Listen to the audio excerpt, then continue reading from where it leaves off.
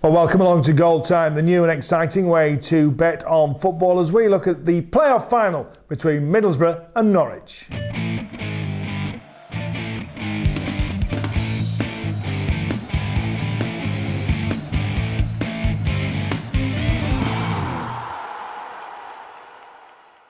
Welcome on to Goal Time then as we look at the richest game in football apparently, as it's the playoff final, Norwich and Middlesbrough going head to head. I'm going to tell you all the stats in a moment or two, but Chris is going to tell us who's going to win and why. Yeah, these two were the favourites going into the playoffs, having finished third and fourth in the championship table respectively. Norwich finishing just a point ahead of Borough in the standings. And Norwich were able to see off their local rivals Ipswich to reach Wembley, whilst Borough had a bit of an easier time against Brentford to secure their place at the National Stadium.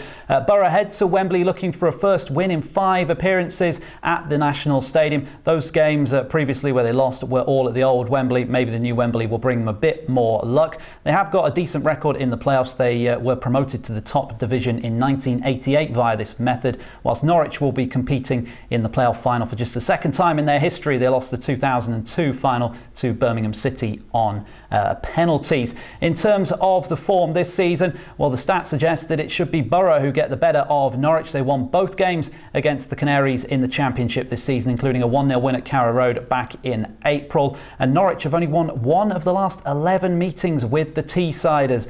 So it should be a Borough win according to the stats. Either way, there should be plenty of goals in this game. I think so too. Well, Borough have scored 68 goals this season, and for the purpose of Goal Time punters, Middlesbrough will be the home team in this game, Norwich the away team. Well, 68 goals for Middlesbrough this season, 28 in the first half, a whopping 40 coming in the second period. 19 of those have come in the last 15 minutes, that is periods 33 to 39 for Borough, so they finish games strongly. The rest of the game they tend to score over a regular period with goals going in throughout the game. They also concede pretty regularly as well, but there is a slight bias to minutes 31 to 45 for conceding, with 9 goals going into the back of their own net in that time. That is periods 14 to 20 for Norwich.